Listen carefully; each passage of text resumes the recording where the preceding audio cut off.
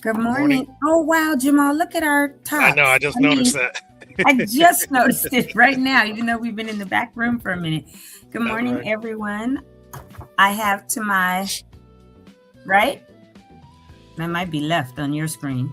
Yeah, on my screen, it's this way. Okay. I'm Tony Bailey Rains, as you know.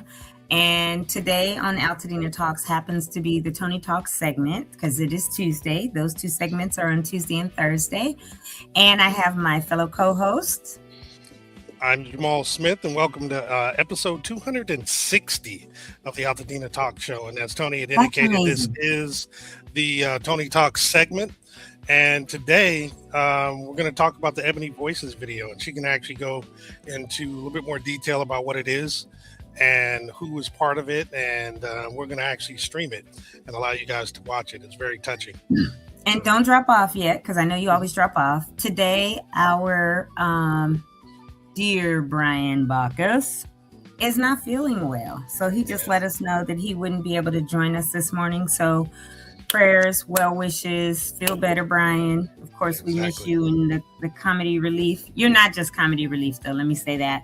Because again, if it weren't for you, we wouldn't even be here doing this and on 260 episodes. So I hope not only that you get to feeling better in your body, but I hope you just take this day of rest off because you've been doing this 365. This is episode 260. Plus, we know on the weekends how much you go out, even when Jamal is busy with his daughters and the camps and the volleyball and all the things that they have to do. And I just took 2 whole weeks where I didn't come on because I was like, I need it, not only for my body, but then mentally I did. So I'm hoping that you're watching us and you feel better and just have time for yourself today as you get to feeling better. So just want to acknowledge that, always Brian Bacchus, he may not be on with us. And this was not planned that Jamal and I have similar colors on. We just went live and I said, oh my gosh, Jamal, look at our tops, mine and Yeah, his. I wasn't even looking when we were, setting stuff up. And Me then as soon as we either. went live and started to talk, I was like, oh, we got the I same was color like, on. wait, we're Yeah. matching. And we almost hmm match our ATF logo. hmm Yours is very close to that color. Mine is closer to a little more burgundy-ish, but great minds think alike. I'll just say that. So yeah, today what we're going to do, I did not bring a guest on just because the majority of our guests will either start Thursday or maybe next week. It's just after the new year and people have a lot going on. And so they've asked me to push some things out. So we'll do it starting next week. But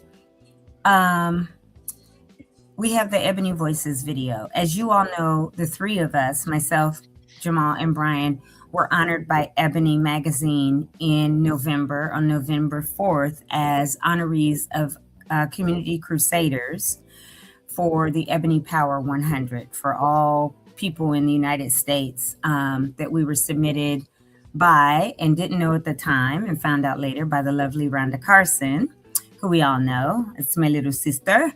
And Rhonda's near and dear to our hearts. And so Ebony then came back and said, hey, Tony, we want to get you on film. And I told them, I said, okay, but they wanted me to do something the weekend of our event, which was on November 22nd for the Altadena Day of Thanks, where we fed everyone and gave them, turkeys and gift cards. So they said, well, we'll be in town. We have people flying in. It'll be that weekend. So I told them I would meet with them Sunday after I went to church. And so they set it up for myself, Rhonda, and Stacy Pinkney to all meet that day. But they were like, this is fabulous that you're having something. Can we attend? I said, please, please, please come and attend. And so there are clips throughout this video where you will see that they filmed from what we did in the community for the Day of Thanks, of the tables, of the setup. This was held obviously at the gym at La Malta Park, but this video is 19 minutes and some change long. I am going to let it run. I might be on the side to just give a little context or wait. And if you have comments, please log in or put those as well.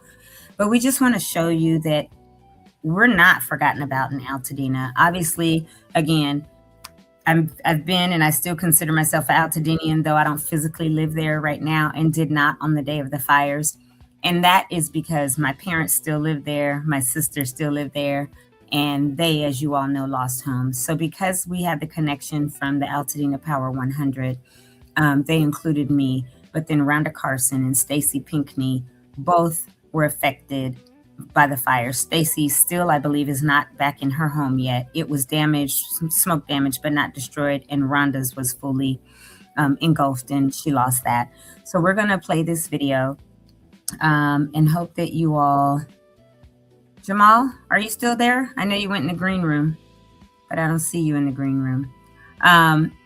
Hope that you all are impacted by it or really understand. Oh, there he is. Or really, we don't know what happened. That's fine. And really can get a more sense of the essence of who we are as Altadenians and about the loss from people that have walked through it since day one on January 7th last year. Not that we're the only ones, but this represents just a small amount of the Black Altadenians. There are 3 of us, but we wanted to talk about it. So Jamal, would you mind rolling the video or starting the video? Yep, I'm sorry. I'm having some technical difficulties on my side because No I have the page, but it's not showing here. Let me see if I can click this link. I can get that link again if you need me to. Give me 1 second. I know I put it in our WhatsApp. Let me go there. No, I have the link. Here, okay. I'll share and you'll see what's happening. And that might have been why I hopped off for a second. Let me do this. Screen share.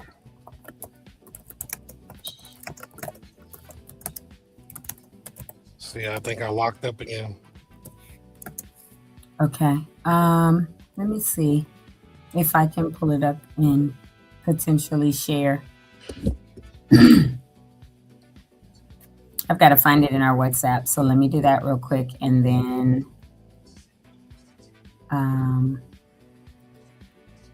I'll be happy to share it. If by chance. Yeah, I just shared it to you. Oh, okay, perfect. Thanks. Okay. All right, so maybe I can close my other windows and pull that up and expand my window that it's in and then try to share. Let me go back to the beginning because it kind of started without me. Okay. Disconnect and I'll come back on. And you'll come back? Okay. Yep. And I'll do share screen. Sorry, people. We had a little bit of a difficulty this morning, so don't want to have you drop off because of that. So hopefully, yes, I know you can see my screen. So this is the video. I will enlarge that and I will begin to play it. Let me know if you can hear it, Jamal. Nothing like it. This is where I grew up since 1968. My kids have been raised here. My grandson was here. Altadena is home. When I visit now, honestly, it feels like I'm going to a cemetery. It's surreal still. On January 7th, 2025, which was the day of the fire, my sister and I talked that morning, and she told me that during her prayer time, the Lord told her to pack a bag. She would need to leave. We were forecast to have winds that could be up to, I think, 80, 90, 100 mile an hour gust. I'm from here 57 years, almost 60 years. We don't ever believe that we would have to leave and never come back. I was at the nail shop and it was very windy. And you could hear it. It was like a very violent wind. So I drive myself home and it's dark, right? But it's still windy. And I thought to myself, I need to warm up some food so that I can eat because I want to before the power goes out. So what happens, the cable goes out and then the power went out. I was sitting outside of the driveway and I was scared to get out because the wind was so thick and everything was moving so fast. And we knew we were gonna sit in the living room because we were afraid that the oak tree might fall on the house. the wind was so bad. I think what I remember most is sitting with my family and going, wow, this is nice. Even though we're in the dark and we're sitting here by candlelight, we're good. You know, me and my mom were like, okay, well, there's nothing to do. There's no power. Might as well go to bed. So we go to sleep, and my cell phone is ringing. We're like back to back to back. It's my friend Bethany, and she says, where are you? And I said, I'm at home. And she says, you got to get out of there. There's a fire. I said, there's no fire here. That fire's in Palisades. That's way away from here. She's like, no, it's in Altadena. My sister called me that evening and said, I'm on my way to get mom and dad. I gotta go. And I said, what do you mean? She said, we have to go. The fire has started. I then called my brother, who lives over an hour away in Temecula. He happens to be a fire chief with CAL FIRE. And as he drove, all he was doing was screaming F-bombs, because he said in all his years of fire service, he's never seen a beast like this.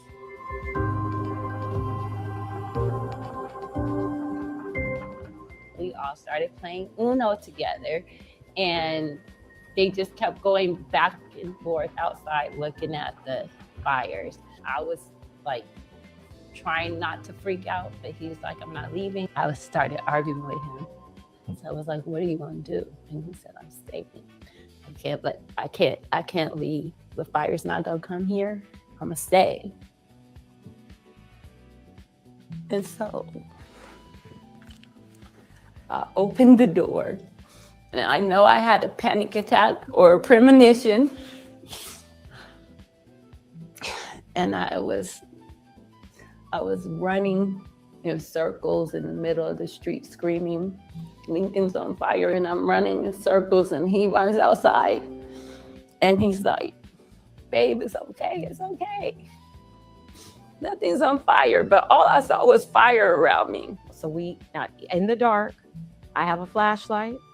I'm trying to get a tote bag together to put some necessities in for both me and my mother. And I'm running in my mind thinking of what are we gonna do? Where are we gonna stay? I've said, let's stay at the Marriott. Fast forward to get to the Marriott, there is no room. It's completely full. And then I found a hotel in Burbank. We get over there, drive over to Burbank. The hotel is pitch black. And then I said, okay, well, forget it. Let's just go back to the house. And crazy me thinking, because we've been through evacuations before, that it'll be fine, no problem. The wind, the firemen will come, they'll put the fire out, we'll be good.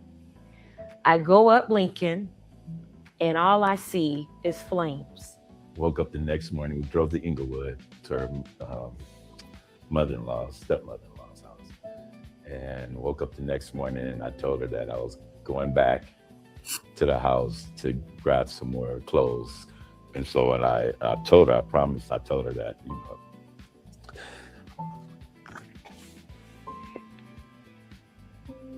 that I wasn't gonna be a hero. I was gonna get things we needed, and I was gonna leave. So as I'm driving up Lincoln, I passed Woodbury, and it just looked like a scene out of a movie. There was huge ambers the size of softballs just flying through the air. I'm driving up, and I'm just seeing this devastation. Then my friend calls, who lives about 30 minutes away, and she says, where are you? Get over here, get over here. So I get to her house. She's made us breakfast. The house is warm. She gives us coffee, all that, makes sure that we're really comfortable. And then got the news on. Then a neighbor calls and says, Rhonda, I have something to tell you. What? The house burned down.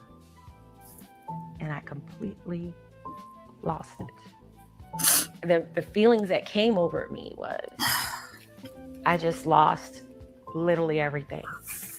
And I feel like I lost my father all over again.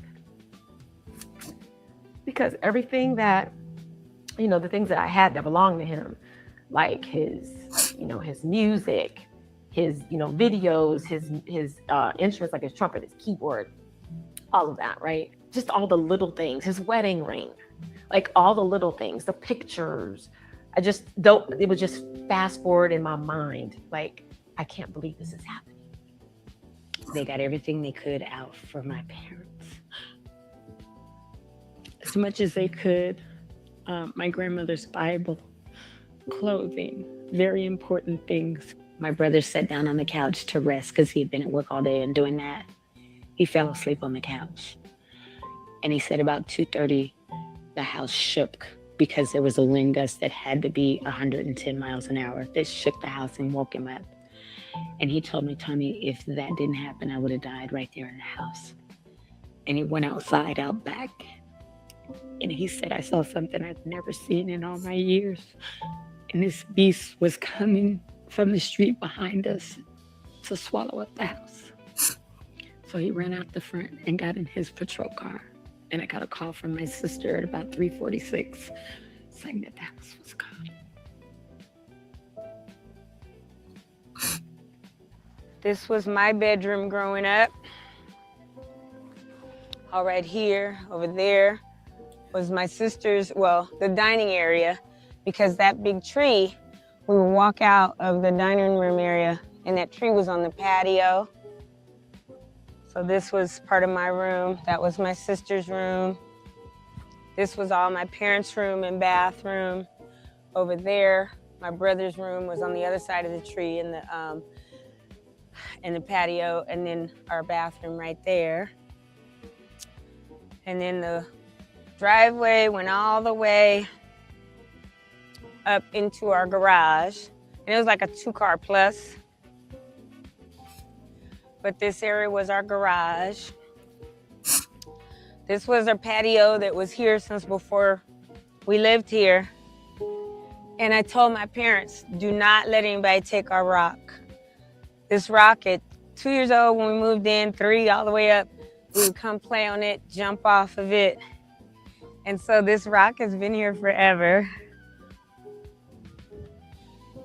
Come here, along the side. We're along the side of the house. This was the kitchen here. And now we're in the backyard. So here is our deck. And then a fun fact is all the concrete that you see from the driveway all along through here, and including the deck with the tile, was all built by my uncle, who is no longer with us. So I wanted to make sure to maintain that piece, of home there. You guys, I just don't know where I am, and I know my house is over here. This is, oh my God, this is apocalyptic, the worst way. You can see that I had a tree here. It also burned. You can see the flames here busted the window out. And if you look really closely, you can see all the plastic from the window is melted.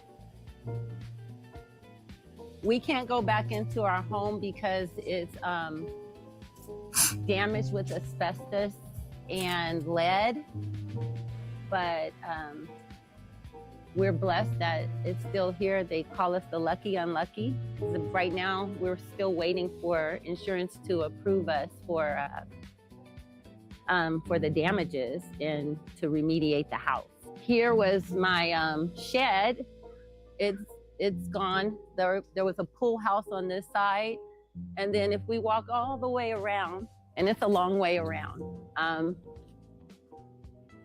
you can see still some of the damages of the tree right there, my oak tree. I was told that the reason why part of us was saved was because oaks hold water. And so as you can see, these oaks are kind of shielded over, but you can see the burn, and it took the brunt of the heat, which means that whatever liquid it expels, it stops the fire from going further out. It's been really, really hard just to see like your whole life erased. See all your schools gone, your home, and everything just erased. People who haven't had to deal with these fires, They got to live their life, and life goes on for everybody else. And for us, I feel like time just stopped. And after the fires, every single day, every moment has been about the fires. The hardest part about the rebuild, I believe, especially when it comes to the Black community in Altadena, is that we have found that there were people that were all the way uninsured, that grandparents or parents or someone thought, oh, the house is paid off, I don't have to have insurance. We also found in Altadena that homes that were passed down generationally from a grandparent or great-grandparent, the deed is still in the great-grandparent's name, though it had been passed down to grandma and to mom and now to others. They want to know everything in my house, everything that burned in the backyard, my shed, everything that was in the shed. And they don't just want to know what burned. They want to know the brand name. They want to know where I bought it. They want to know when I bought it. They want the freaking SKU number. Like, who has that? Who has that and why? It's not there. You know, our insurance person said, basically, we know that you have more than $50,000 inside of your house, but your policy only holds $50,000 in contents. Financial resources, that's the concern, the challenge that I have. Financially and emotionally is a big burden, because pretty soon we're going to have to be paying for rent and mortgage. So the difficult decisions is, how do we rebuild? Who is it that we trust to rebuild us? If you don't have a heart for us to give us what we need, which is help, get out. Don't come. We don't want you. And the way Altadenians are, and people have learned, you'll get run out, because we are close-knit and we're not going for the okie doke. The community immediately came together. I received phone calls. What do you need? How can I help? People from work, people from everywhere, any circle of my life came through for me, as well as everybody else, right? There was organizations like Reach, there was organizations like CORE that came through for us. And then I have a really dear friend who started an organization called the Eat and Fire Collective. My church has given 46 cars to people that lost cars. We've given $1.8 million in goods and services to people. There's so many of us that are born and raised here, maybe left and came back, but are fighting the good fight to keep us. I'm not leaving that house. I think that with the people that we have here in the community, it's going to be different, but it's going to be better than ever because of who we are. Altadena strong. Altadena strong. That's right. I will definitely rebuild it on the lot. It is one of the things I'm very passionate and strong about, because of just, the history of Altadena, and also to maintain my father's legacy. He bought that home. My parents bought that home. It was a dream of theirs, right? And I want to maintain that. I want to honor that. I feel him all the time. And I find myself saying, I need you. Please speak to me.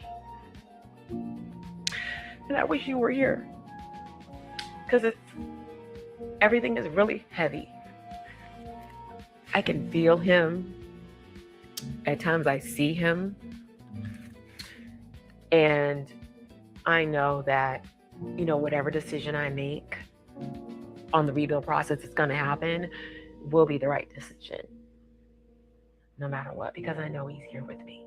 It was really difficult for my parents to get a home, like so many African Americans, especially in Altadena. They've been on that block that they were on since June of 1968, and one of only 4 Black families at one time that lived there, meaning the most that ever lived on that block. And after purchasing their home, I think 2 white families actually sold their houses and moved out. So It literally is everything to our family. My father's 88, my mother's 83. It's important to me that they rebuild and come back because this is their legacy, to pass this down to their children and grandchildren and great grandchildren. But we gonna rebuild. We're gonna rebuild. We have to rebuild. That's our family. Are we knocking it all down and starting from the beginning, or are we taking it to the studs? Ooh. Man, we hit the lotto, yeah, we can knock it to the studs. But for right now, we gotta see what the shorts go is.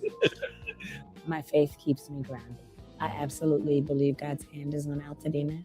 Altadena is the soul of the foothills. For us, Altadena represents love, it represents community, it represents family. It's a very nurturing community.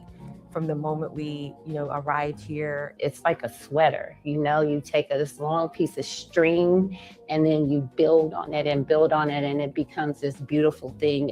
And that's what Altadena is. We're all intertwined. We do things together, and like we love on one another, whether we know each other or not. I think if our town and these beautiful mountains could speak to us and our wildlife, it would say thank you.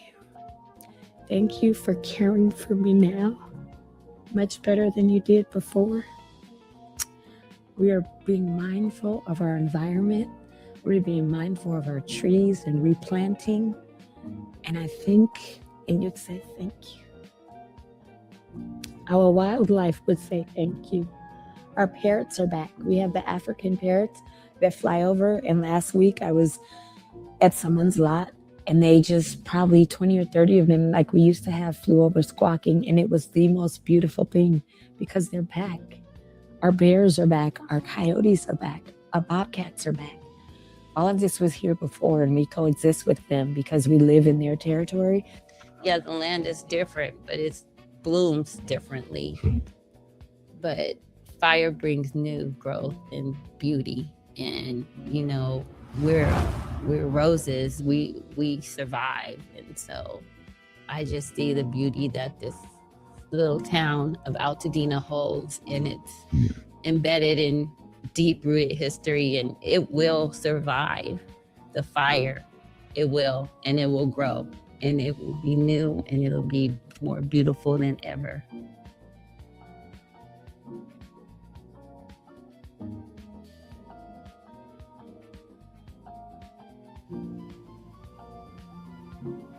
Whew. I have to My acknowledge goodness. and I just said, my goodness. yeah, I wanted to go back to one part of the video. I think it was at 17 something. Policy only holds feel him all the Because time. they had a right, let's see. It was really 17. And They had us going all over, and when we left We have to the house, rebuild. That's Ooh. hold on. I absolutely believe God's hand is on Altadena. Altadena is the soul of the foothills. For us, Altadena. Yeah, that was it. Yeah, that right there was in front of the gate at the Altadena Community Gardens. And when we drove by there, oh, and I wanted to show you guys that too. What is this doing? Anyway, it was I can stop sharing. It was a picture of the tree that I keep talking about, the ones that my brother and I planted, those 2 pines. And if you look really well, you could see that owl that my mother took a picture of the owl that Oh, was. wow. Yeah, that I'll find it and then I'll get back to the share part. Oh, there it is. 17. Okay, it's right here. I'll do the share now, but that's where my mom told me, like, this owl is watching me all day. And so those 2 big pines that were in the front of I don't know how to put it up there, Jamal. Oh, oops, there it is, I think. I'll let you do it because I put add to stage and I removed it. No, that's and what I you didn't- did. It takes Yeah. a while. This is what I got. Okay, there we go. Here, I'm gonna. take us out real So quick. that pine tree, and there's another pine tree that as Oh, they were right going up there. to the house. Yeah, I if can you see it. see in between, he's sitting on the perch. The owl's really big. Yeah. Let me see if I can increase my hold on. Well, Sometimes I can increase my browser. Oh, there. Hold on. I'll go. sometimes it just affects And it's super font. weird because I'm increasing it, but this is like, I don't know what it's Yeah. doing today. Either way, so that owl is right there, and it's in the tree, I believe, the one my brother planted. But my brother and I planted those as seedlings that they gave us during Arbor Day, like in 5th and 6th grade when we went to Loma Alta Elementary School. And those trees are still in the front yard, and they're like 50 years old. And so that morning of the fire, all day that owl was staring into the window and see it. She said she'd go in the living room window and see it. And so there's 4 of us, and I have one brother that passed away, and that owl was in the tree, if I'm not mistaken, of the tree that he planted. So I just really feel like he was watching over my parents that day. And then I believe the house that Rhonda Carson is in now, she's had an owl come and visit her and her father. She, lost many years ago. So I'm thankful that when I told that to Ebony, that they added it to the video. So anyway, I've watched it a few times, and every time I get teary-eyed, obviously. But we love Altadena, right? And then there was another spot that they, about 1740 or something, where it was standing out in front of the gate of the Altadena Community Gardens, which used to be a military academy. And when the military academy closed down, and then my dad was able to get the county to allow them to have that land for the academy, for the gardens. I think it was in 1978. No. Yeah, I think it was at 78 that the academy closed down. So I might have been 13. But either way, I remember, when they started the gardens. And so as we were driving from the house, which was over by JPL, that they had us meet at to film, up to my parents' lot, I was going up Loma Alta because they just opened the bridge again between Lincoln and, Loma Alta. And I said, oh, and so I turned right there on Palm, and we stopped, and I told them all about the gardens, and they were like, oh my gosh, we had, no idea. And so they wanted to get a picture of me standing out front of, the gardens. So that's why that part was in there. But thank you to my daughter Hannah, who's watching today, because she said that she could tell I was crying in the background. She said we could hear you, and she heard my sniffling kind of speed up. So thank you, Hannah. And I muted myself at that point. So yeah. Anyway, that was myself, Rhonda Carson, and Stacy Pinkney, and special thanks to Ebony and all of those that filmed, and came out, and they even came to our, oh, am I stuck? Can you still hear me, Jamal? Yeah, I can hear you. Yes, okay, I can hear but you. I'm for whatever reason, I'm stuck. Okay, that's fine. I'm glad you can hear me, even though my, I guess, internet is acting funny or whatever. But yeah, so that was the video. I'm thankful that we were able to run it this morning so that people, can really get a feel of Altadena. I know that many Altadenians know, and that's why people stay, and that's why people are rebuilding, because there's no place like Altadena. And I've lived all over the place and all over the world, having been in the Air Force, but always come back. And so, yeah, Ebony sent that to us, I think, on the 6th of January, so that, we would have it for the anniversary date. But Rhonda, thank you again for connecting us with Corey. Corey is her cousin, and Corey's the VP at Ebony, and for nominating us for the Community Crusaders Award, because everything that we do here every day is for Altadena. So I'm gonna stop crying. Maybe you could welcome those that are viewing for a minute. I'm gonna go in the green room for a second and get my life together. No Okay, problem. I'll be right back. Sure. Marcus does say, I really appreciate you all sharing your stories. It's very important to highlight every family's legacy and what Altadena means to each of us. One love. Very true, Marcus. Thank you for that comment. A couple folks said, wow, powerful. It was amazing. So thank you, Brandon. It's powerful. I believe this is Alicia. Yeah, very, man. It's one thing, and as you guys know, I didn't directly lose a home, but 9 of my family members on my wife's side lost their homes. The home I grew up in Altadena on Olive is gone. A lot of stuff that I grew up utilizing and participating in was gone.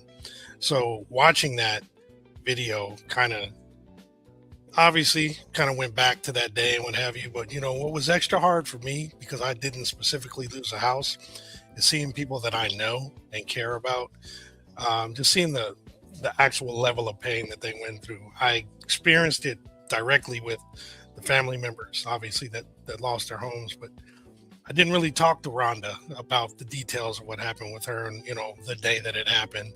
I haven't spoken with Stacy in quite some time.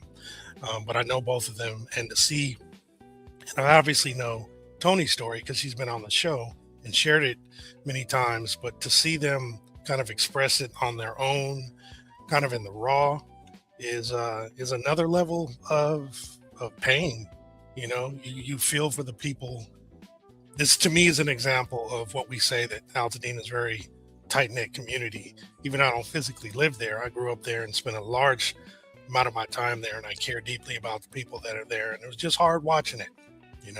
It's my second or third time watching it, and I still kind of go there emotionally. So anyhow, we want to welcome let's see if I can pronounce these, the Davis sister .c joined. Thank you very much for joining. I'm a Star joined as well. Thank you so much. Hopefully you enjoyed the video. Dustin Benedict. Oh, man. I think it's I'm a Master, right? I'm a Master. Remember the other day I was like, is it I'm a Star? I'm a Star. I think it's Sorry. I'm a Master. It's okay. I'm trying to just read these like they're just regular words, and some of our handles are a little different, and a lot of people try to be creative too. So if it's I'm a Star, there we go. Thank you, Dustin. Thanks, Mom Victoria Duncan. This is one of my sister-in-law's moms, and thank you very much for watching. Thanks for being here. We have what is that? What Hannah did. Oh, that's my daughter. What Hannah did. Yeah, that's Hannah's, and then we had this one. Hello, Altadena Talks from Mackie Samuels, 9954. Thanks for joining again. Yep, we have the Classic Ash who joined. Thank you so much. And then Mackie, again, he had shared something about the FHA. We can definitely, review that. Thank you for sharing, and I can share that in one of our announcements as well. But he says, please review FHA 203H disaster loan program. The federally backed mortgage program was designed specifically to help wildfire victims recover and secure permanent housing again. So yeah, we've been sharing that almost since it came out last year, but we will continue to. Thank you, Mackie. Appreciate that. Yes. That was rough. Nashawn Dion says, Tony, my family lived in Altadena, at Altadena Drive in Lincoln in the 80s. I walk by the garden weekly during the summers. I'm curating the anthology, Our Beloved Altadena, Voices from the Aftermath of the Eaton Fire Wildfire Volume 1. I would love for you to write an essay about your family and your father founding the Altadena Community Garden? Okay, I'll try. But I can tell you that, yeah, I can try to work on that, Nishan. And then I can tell you that they just met, the Altadena Community Garden just met with my parents, because my computer is totally plugged in, but it keeps telling me that it's not, and it may log off on me any second, you guys, because it's saying my battery is low. So I don't know if something's wrong with my charger or what. I may have to run and get another one. Well, but if it you go is out, I'll do the announcement. It's saying 0. Let me run and get another one and see what I can do. I'll be right back. Okay. Well, in the interim, I'll go ahead and do the announcements, and she'll come back and kind of respond to you again, Nishan. Thank you for that, for offering her that ability to write that paper. So let me go ahead and do this. Yeah. Let's see. I'll remove this banner, and here we go. So all I'm going to do today, I'm going to just start with the activities happening locally. Here we go.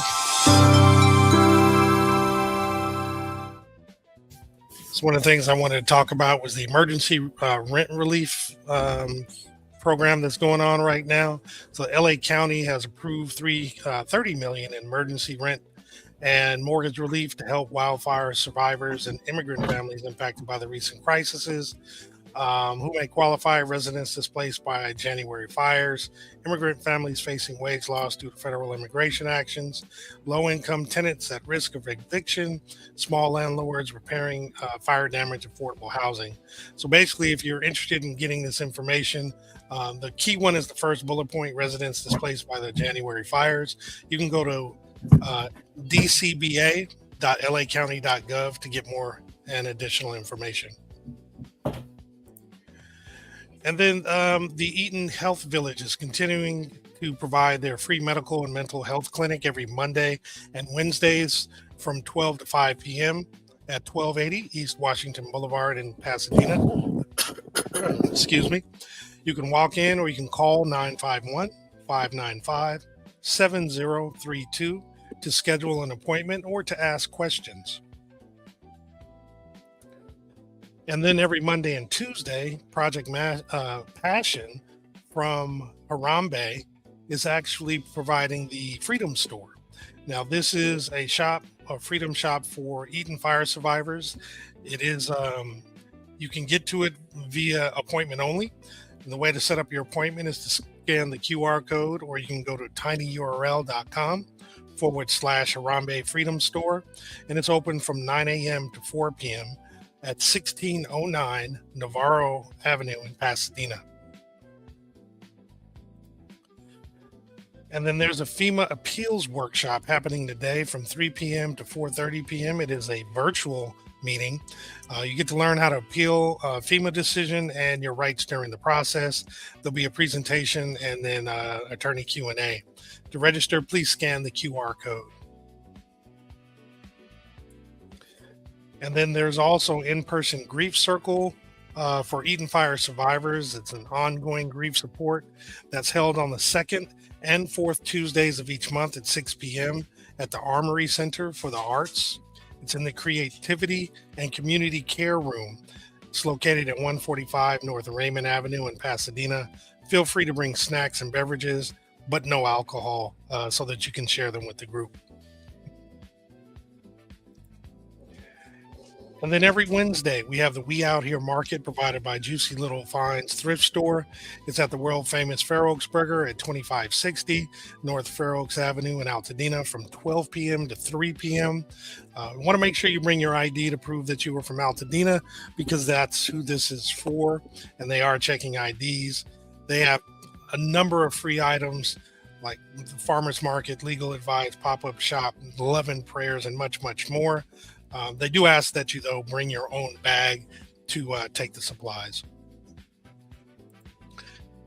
Also, Hollywood Food Coalition is continuing their community food distribution. The next one will be tomorrow, January 14th.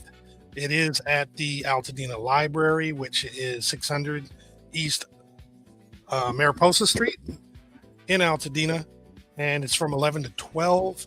Supplies are limited, so get there early because it's first come, first serve. And they also ask that you bring your own bag. Also, tomorrow from 12 until supplies last, there's a free grocery pop-up market. It'll be located at the Lifeline Fellowship Christian Fellowship at 2556 North Lake Avenue in Altadena. They also ask that you bring your own bag. But in addition to the free pop-up, there's going to be 200 free hot meals provided by El Patron Restaurant and sponsored by Support and Feed.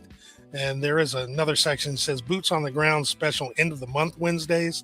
So the last Wednesday of the month, they'll be giving out bulk supplies like hygiene products, new clothing, shoes, dishware, diapers, wipes, and essential supplies. So be on the lookout for that particular one the last Wednesday of the month. All right. And we still have the Laundry Truck LA providing services in the area. So those services on Wednesdays are at the Altadena Seventh Day Adventist Church at 2609 Lincoln Avenue in Altadena. The drop-off time is 9 a.m. to 11 a.m. And once you drop it off, they're going to go ahead and wash, dry, and fold your clothes so that when you pick it up in a couple hours, everything is neat and tidy for you. Healing Together support group. It's free grief and loss support for LA fires. It's every Wednesday from 6:30 to 8 p.m. It's at the Maxwell House. It's at 55 South Grand Avenue in Pasadena. It is virtual as well. And it's for any adult impacted by the fires, and it is free of charge. If you have any questions, you can reach out to Joanne Diaz-Kogel at 818-395-8066 or via email at Joanne Kogel. That's JoanneKoegl at gmail.com. Then My Tribe Rise is still continuing their Adopt a Survivor matching fund drive. They're trying to add to the $500,000 that they had raised before and raise an additional $500,000 in matching funds to reach their $1 million goal. What they're going to use this money for is to provide bridge funding for rent or mortgage coverage for up to 50 families. If you're able to donate, please do so by scanning the QR code in the upper right portion of the screen. And then there will be 2 more guided meditations at the main library community room. The next one will be this Friday at 5 p.m. The last one will be the 23rd at 5 p.m. And again, it's at the main library in Altadena, 600 East Mariposa Street. And it will be with Davon of Pasadena Meditation. And there will be Under the Stars, Voice of Resilience and Hope happening Tuesday evening from 6:30 to 7:30, January 20th. It's also going to be at the main library community room. Join us for this event for the 1-year anniversary of the Eaton Canyon fires. You'll see poets, writers, and community members reflect on memory, healing, and rebuilding. Again, the address is 600 East Mariposa Street. And because there's limited seating, please scan the QR code as early as possible to register as well as to get additional information. And this is the last slide for now. It is to talk about the official premiere of the documentary film Beneath the Ashes, The Past Reimagined. It's produced by Brandon Lamar and directed by Ra Gedalian. The premiere is going to be Sunday, February 1st at Agu Cultural Center at 2495 East Mountain Street in Pasadena. The doors open at 4:30 p.m. and the screening begins at 5. To RSVP, please scan the QR code as I'm sure there's going to be limited space. With that, Tony, I will bring you back. I believe you're back. Yep. Add you to the stage. Yeah, I don't know why my computer is doing this. It keeps telling me I'm 0, but I'm plugged in. I may just have to I think maybe it wasn't plugged in last night, so I'll probably have to close it and fully let it, recharge today or whatever, but I am plugged in, but the battery is saying 0, so we'll see. Mm-hmm. But thank you, Jamal. You're welcome. Mrs. Baca says, storms come before the calm. There are new horizons awaiting. Nice. Yeah, I know. I like that. One of my favorite scriptures is Isaiah 61:3, which talks about beauty for ashes. And so Altadena is arising again. And okay, 600 to 2,000 words about it. Okay. I don't know who Stuart is. Stuart may also speak with is that Erica Stewart, I believe, is what you said. But yeah, you can email me at the Tony Talk Show email.com if you'd like. And but yeah, I got to go back and remember like what I may have to call my mom today and ask her some things. But I know that they interviewed with the gardeners. Not the gardeners, the president and vice president of who, are over there now, Nishan, with the Altadena Community Gardens. And so they did that late August or early September to try to get an actual oral history of them on video. So they now have that, which is really, really good. And I think Altadena Historical Society or Altadena Heritage, one of them will have access to that. I've spoken about it with on tape with Ian Migley a couple times as well. So yeah, I'll write something up for sure. I have a garden outside now. I absolutely hated gardening when I was young. I didn't want to be in the dirt because I've always been super prissy.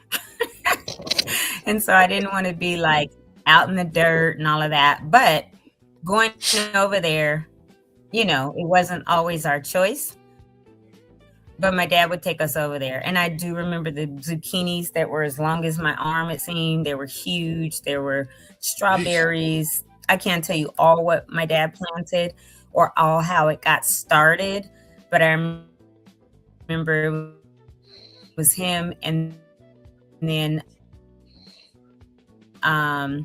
years ago, and my dad and Fred just continued on with the gardens. And then my Mr. Shotlow, my understanding is even and I remember I think his wife's name was Lois. Was it Lois Shotlow? I think so. But anyway, Erica Slater, she recalled, oh wow, okay, good. I'm glad. Maybe something when they went over there and did the filming, Nishan, she might have met them.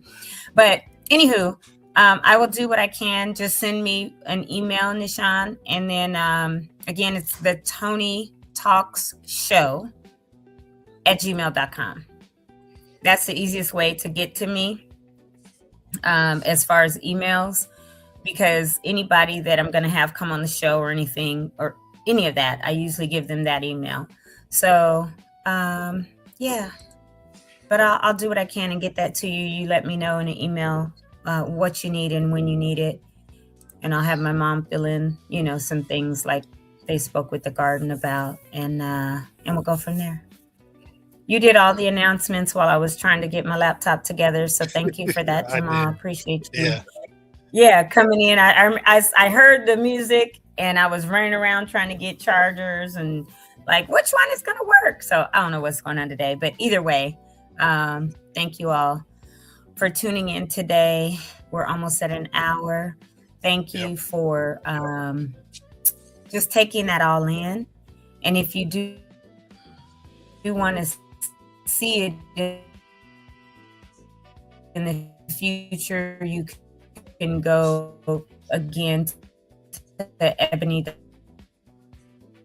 Actually, we do have a link that we could.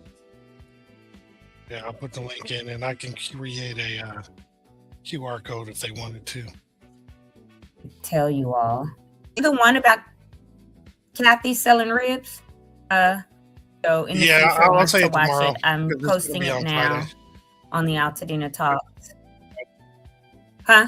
Okay. Yeah. So you can talk about it tomorrow. Yeah, I'm gonna add it to the list tomorrow. Yeah. So that video that I played, it's again about 20 minutes, 1954 or something, 20 minutes long, but it's at the TPS www.ebony.com/Ebony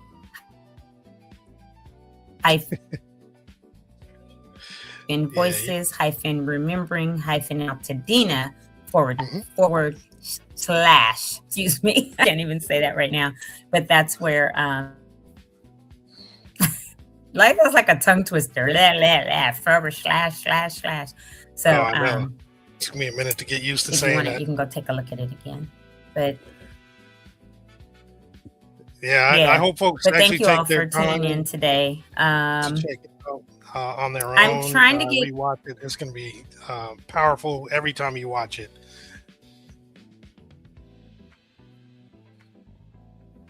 Yeah, I guess there's a huge gap, a delay. I don't know what's going on with internet or whatever today. I'm weird. I'm talking much behind, my mouth moving. A couple times that's happened with you. So who knows? But I'm glad that we got through the video today, and we're right at 56 minutes, and gonna be saying toodles and have a wonderful day. It's sunny outside. It's supposed to be about 75. So, I'm happy. But, from the burgundy-ish color folks, clothing folks today, Jamal and I, thank you all for watching Altadena Talks podcast and the Tony Talks segment where we could show the Ebony video, the voices of Altadena. Everybody take care. Toodles. Have a wonderful day. Be blessed. Peace. Hold on, doctor.